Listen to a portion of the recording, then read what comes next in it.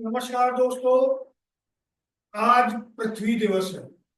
लेकिन जब भी बात होती है जलवायु परिवर्तन की, ग्लोबल वार्मिंग की या प्रदूषण की, हमें एक ही समाधान बताया जाता है: इलेक्ट्रिक वाहन। सरकारें, कंपनियां और मीडिया चिल्ला चिल्ला कर कहते हैं कि अगर आप ईवी नहीं खरीदेंगे तो दुनिया डूब जाएगी, ग्लेशियर पिघल जाएंगे और सांस लेना तक मुश्किल हो जाएगा। भारत में ईवी को बढ़ावा देने के लिए एक बड़ा नैरेटिव बनाया गया है। कहा जाता है कि पेट्रोल डीजल वाहन पर्यावरण के दुश्मन है और ईवी पर्यावरण की दोस्त है। लेकिन सवाल यह है, क्या ये नैरेटिव पूरी तरह सच है या इसके पीछे पूंजीपतियों का लालच और सरकारों की मिलीभगत है? ये डर क्यों पैदा किया जा रहा है कि ईवी नहीं खरीदी तो आपके साथ दुनिया भी नष्ट हो जाएगी, क्योंकि डर से पैसा कमाया जा सकता है, जबकि हकीकत इसके बिल्कुल विपरीत है। इसके पीछे की तस्वीर इतनी भयावह है कि अगर आप सबने ईवी ली तो जो दुनिया 100 साल में सांस लेने लायक नहीं रहेगी, वे अगले 20 साल में पानी की बूंद बूंद को तरसने के साथ ही जहरीली हवाओं में सांस लेने को मजबूर होगी। इसके लिए आपको सिलसिलेवार तथ्यों को देखना होगा। आपने सुना होगा कि ईवी का टेल पाइप उत्सर्जन शून्य है, लेकिन असलियत में डर के सहारे करदाताओं का पैसा लूट कर पूंजीपति और सरकारें नई बीमारियों की फैक्ट्रियां बना रही हैं। भारत सरकार ने 2015 से 2025 तक ईवी को बढ़ावा देने के लिए 50 से 60 हजार करोड़ रुपए खर्च किए हैं। आपके और मेरे टैक्स से फेम वन और फेम सेकंड में 10,000 करोड़, पीएमई ड्राइव में 10,900 करोड़ और पीएलआई स्कीम में 18,100 करोड़ रुपए कंपनियों को दे दिए गए। ये पैसा टाटा और रिलायंस जैसी कंपनियों की जेब में गया।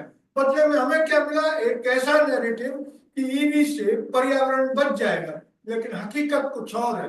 ये डर का नैरेटिव नया नहीं है। याद कीजिए, डायबिटीज और डेयरी उद्योगों के प्रति कैसे डर फैलाया कि दूध या कांच से बीमारियां होंगी, और फिर लाखों करोड़ की दवाइयां बेची गई।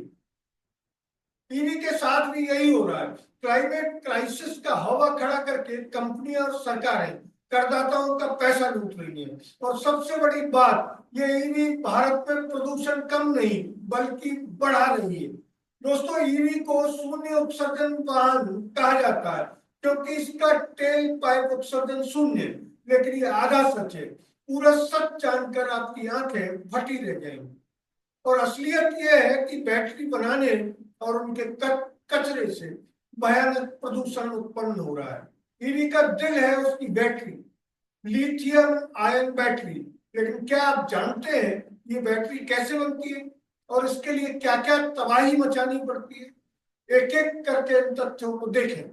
ईवी बैटरी में लिथियम, कोबाल्ट, निकल और ग्रेफाइट जैसे खनिजों की जरूरत होती है।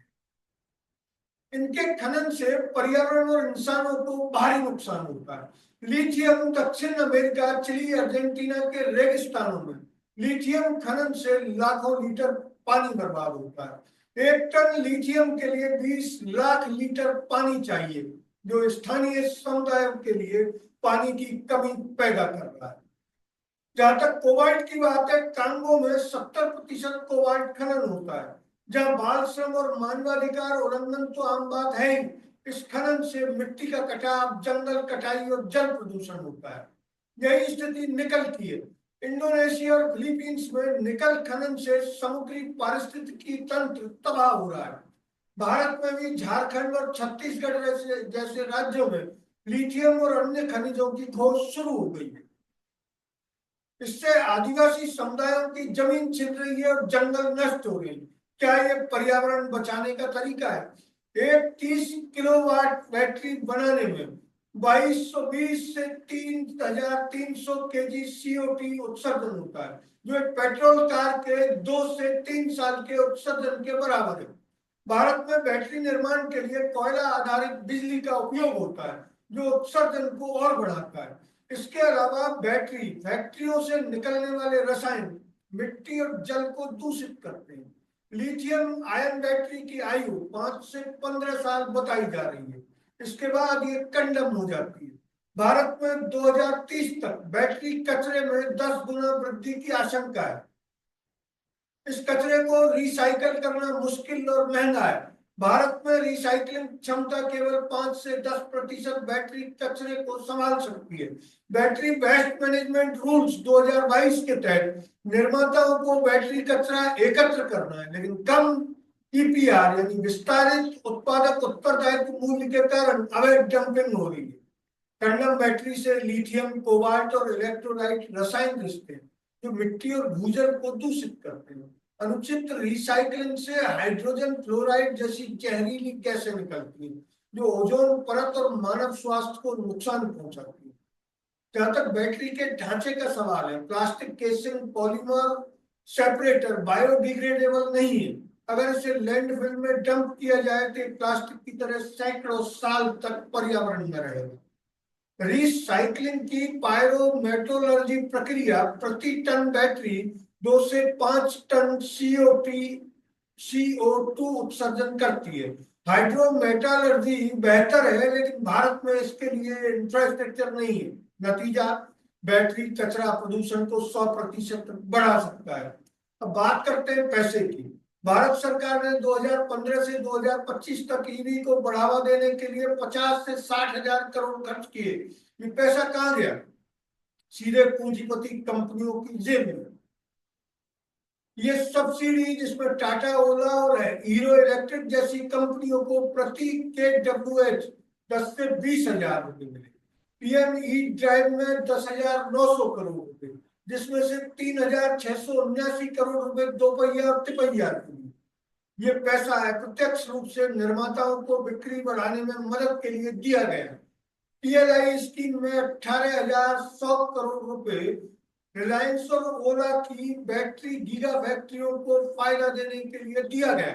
जमीन और टैक्स रियायतों का सवाल है तो गुजरात, तमिलनाडु और कर्नाटक में हजारों एकड़ जमीन मुफ्त या रियायती जमीनों दरों पर दी गई। जीएसटी को 28% से 5% कर दिया गया, जिससे कंपनियों को 10,000 करोड़ रुपए का लाभ हुआ। ये पैसा आपके और मेरे टैक्स से आया, लेकिन बदले में हमें क्या मिला? एक झूठा वादा कि ईवी पर्यावरण बचा लेगी। हकीकत में ये पैसा पूंजीपतियों के मुनाफे को बढ़ा रहा है। टाटा नेक्सन ईवी की बिक्री बढ़ी, ओला स्कूटर की डिमांड बढ़ी और रिलायंस की गीगा फैक्ट्री बन रही है, लेकिन पर्यावरण का क्या? वो तो बिगड़ रहा है। और ये सिर्फ भारत की बात नहीं, दुनिया भर में 200 से 250 बिलियन डॉलर यानी लाखों लाख करोड़ रुपए की सब्सिडी ईवी कंपनियों को दी गई। टेस्ला, BYD और CATL जैसी कंपनियां इससे अरबों रुपए कमा रही हैं, लेकिन करदाता को क्या मिल रहा है? प्रदूषण और बीमारियां। ईवी का प्रदूषण सिर्फ पर्यावरण तक सीमित नहीं है, ये हमारी सेहत को भी बर्बाद कर रहा है। कोयला प्रदूषण और बीमारियां। कोयला आधारित बिजली से निकलने वाले SO2, NOx और PM2.5 वायु प्रदूषण के सबसे बड़े कारक हैं। भारत में वायु प्रदूषण से हर साल 12 लाख लोग मर जाते हैं। ईवी चार्जिंग के लिए कोयले की मांग बढ़ने से ये प्रदूषक और बढ़ रहे हैं। इससे होने वाली बीमारियों में श्वसन रोग, अस्थमा, COPD और ब्रोंकाइटिस शामिल है। जहां तक हृदय रोग का सवाल है तो दिल का दौरा, उच्च रक्तचाप, कैंसर, फेफड़ों का कैंसर और अन्य कैंसर। कंडम बैटरी से रिसने वाले रसायन लिथियम, कोबाल्ट, निकल मिट्टी और भूजल को दूषित करके बीमारियां बढ़ा रहे हैं। ये खाद्य श्रृंखला में भी प्रवेश कर रहे हैं।